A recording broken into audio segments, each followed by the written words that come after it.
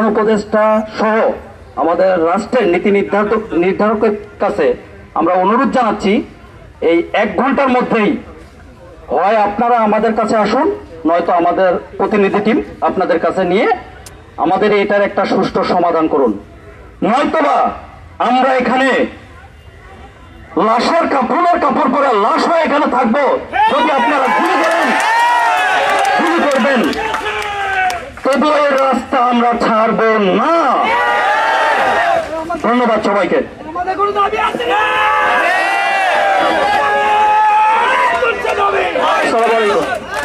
আসলে এখন পর্যন্ত পুরো যে ঘটনাটা, সেই ঘটনাটা আমি বলতে চাই। আমরা আন্দোলনে যখন আসছি, তারপরে আমরা যমুনা মুখে আসলে তারা এই যে দেখছেন পুলিশরা আমাদের ভাইদের উপরে টিয়ারশেল নিক্ষেপ করে এবং রাবার বুলেট নিক্ষেপ করে যে আহত করে রাখছে। তো আমি যখন এখানে আসলাম, আমি রাসেল ভাই, রোমান ভাই এবং তানজির ভাই, আমরা 4 জন পুলিশের একজন ডিআইজির সাথে কথা বলছিলাম। পুলিশের ডিআইজি আমাদেরকে আশ্বস্ত করতেছিল যে আমরা আন্দোলন আলোচনার জন্য যাতে আমরা 2 জন যাব, আমাদের 2 জনকে তারা ইনভাইট করতেছে। যেতে চাই না, আমরা অন্তত পক্ষে যারা 12 জন আছে 12 জনে যেতে চাই, কারণ না হলে পরবর্তীতে আমাদের 12 জন হয়তো আমরা 2 জন গেলাম, ওই ক্ষেত্রে আমরা কি আলোচনা করছি 12 জন তো জানতে চাইতেই পারে। তো সেই জন্য আমরা 12 জনই যেতে চাই।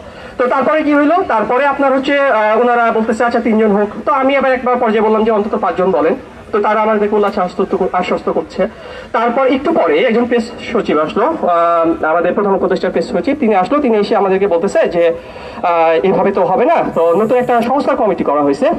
আব্দুল মহিদ চৌধুরী, উনি যেহেতু জনপ্রশাসন সংক্রান্ত সংস্কার কমিটির প্রধান, তো আমরা যাতে তার সাথে কথা বলার জন্য প্রস্তুতি নেই। এবং তিনি আমাদেরকে বারবার বলতেছিল যে আপনারা তার সাথে আলোচনা করার জন্য আপনারা সিদ্ধান্ত নেন। তো আমরা প্রথমের দিকে একটু দ্বিমত পোষণ করলেও পরবর্তীতে আমরা যেহেতু আলোচনার মাধ্যমে আমরা দাবিটা বাস্তবায়ন করতে চাই, এবং এখানে যেই ধরনের জনদুর্ভোগ তৈরি হচ্ছে এবং এরকম একটা গুরুত্বপূর্ণ জায়গায় এত সময় অবস্থান করা উচিত না, সে প্রেক্ষিতে আমরা তখন এটা মেনে নেই। আচ্ছা, আমরা বললাম যে ঠিক আছে, আমরা মেনে নিলাম, আমরা আলোচনার জন্য যাব।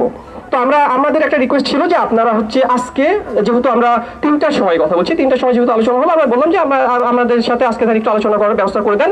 আমরা একটু আলোচনা করি এবং আলোচনা করার পরবর্তীতে আমরা এখান থেকে আমাদের অবস্থান পরিবর্তন করে নেব। তো তিনি তখন আমাদেরকে বলতেছে যে না, আমাদেরকেই নাকি এখন আব্দুল মহিদ চৌধুরী স্যারকে ফোন দিতে হবে। এখন বিষয় হইতেছে যে আমরা তো আমাদের এইটা তো ওনার কাছে এক্সেস যাওয়ার মতো ক্ষমতা আমরা রাখি না। আর এখান থেকে আমরাই যদি ফোন দিই, তাহলে এটা তো আমাদের আন্দোলন দুর্বলতা প্রকাশ পায়। তো অ্যাটলিস্ট আপনারা আমাদের কিন্তু এতটুকু সহযোগিতা করতে পারতেন। আমাদের একটাই চাওয়া ছিল যে আমরা আলোচনায় যেতে চাই, কারণ এখানে জনদুর্ভোগ তৈরি হচ্ছে, পাশাপাশি এরকম একটা গুরুত্বপূর্ণ স্থাপনায় এত দীর্ঘ সময় বসে থেকে এটা আমরা চাই না, এটা রাষ্ট্রের জন্য একটা সমস্যা। তো সেই সমস্যাটা তো আমরা চাই না, আমরা শুধু আলোচনা চাইছি। দীর্ঘ 12 বছর ধরে আমাদের এই যে 35 প্রত্যাশীদের সাথে কখনো আলোচনা করা হয় নাই, এখনো ঠিক একই রকম। আমি ভেবেছিলাম বৈষম্য বিরোধী যেই আন্দোলনের মাধ্যমে যে বৈষম্য বিরোধী একটা সরকার গঠন হয়েছে, সেই সরকার আর বৈষম্য করবে না। এখানে বিভিন্ন ধরনের বৈষম্য আছে, যে বৈষম্যগুলো নিয়ে আমরা কথা বলার জন্য, আলোচনা করার জন্য আমরা তাদের কাছে যেতে চাইছিলাম, কিন্তু তারা কি আমাদের সাথে আলোচনার সদিচ্ছা পোষণ করে নাই। সেজন্য আমরা এখানে 5টা পর্যন্ত আলটিমেটাম ঘোষণা করলাম আমাদের সাথে যাতে আলোচনা বসার জন্য, তারা অন্ততপক্ষে আমাদের সাথে একটা আলোচনা বসার জন্য যাতে তারা একটা সিদ্ধান্ত নেয়। ধন্যবাদ আপনাদেরকে।